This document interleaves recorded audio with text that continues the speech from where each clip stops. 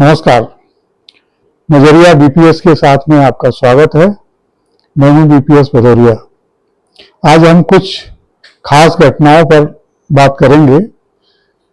देश में इस समय छात्र आंदोलन चर्चाओं में है।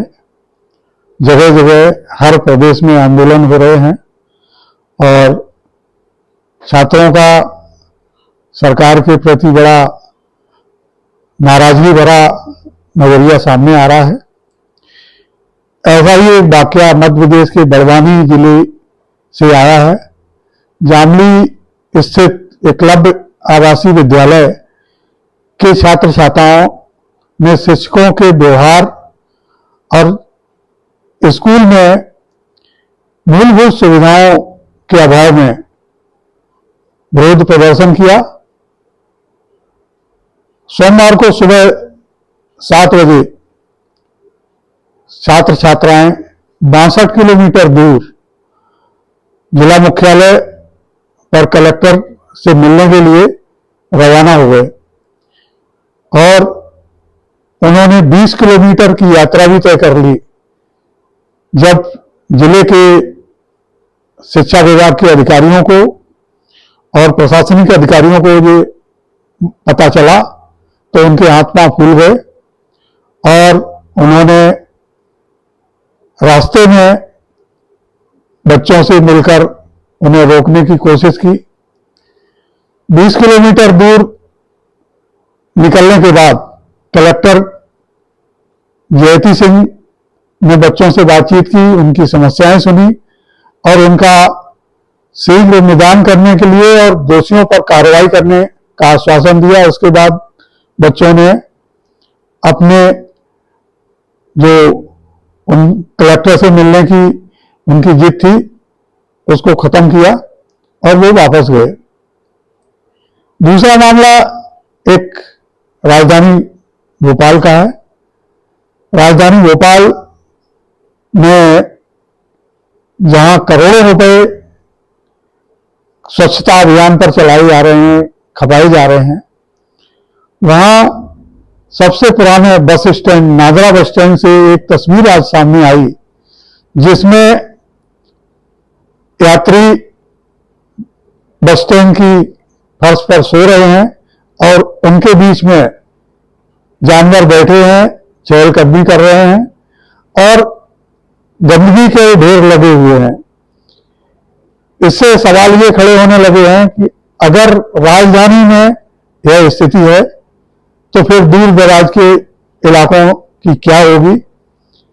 स्वच्छता अभियान जिस पर सरकार करोड़ों रुपए खर्च करती है, आखिर नगर निगम किस तरह का स्वच्छता अभियान चलाती है, ये सवाल खड़े हो रहे हैं। गंभीर सवाल है। निश्चित ही इसको महापौर को और नगर निगम कमिश्नर को इस पर ध्यान देना चाहिए।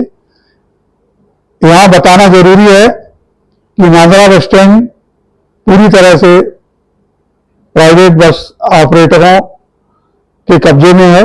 वहां प्राइवेट बस ऑपरेटरों ने अपने ऑफिस भी बना रखे हैं और यात्री रात को जो आते हैं, देर रात ग्रामीण क्षेत्रों के वो जा नहीं पाते, वहीं सो जाते हैं, सुबह उनका निकलना होता है।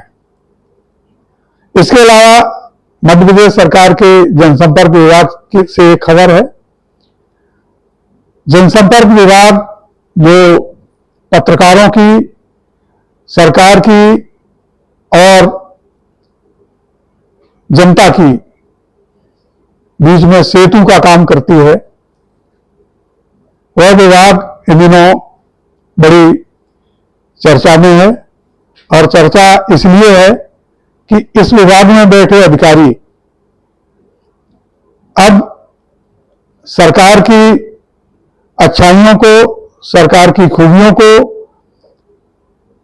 आगे बढ़ाने से के बजाय इसमें लगे हुए हैं कि किन अखबारों का विज्ञापन रोक दिया जाए, किन अखबारों के विज्ञापन में कटौती कर दी जाए और किन अखबारों उनको सूची से हटा दिया जाए। अभी हाल ही में 15 अगस्त पर जो हर साल वर्षों से ये व्यवस्था चली आ रही है, छोटे और मझोले अखबारों को जो विज्ञापन जारी होते थे उसमें कटौती की गई। निकलकर ये आ रहा है कि जनसंपर्क विभाग के कमिश्नर और उनके साथ कुछ जो पुराने जमे हुए अधिकारी हैं वो सरकार का पैसा बचाने के लिए इस कटौती को कर रहे हैं।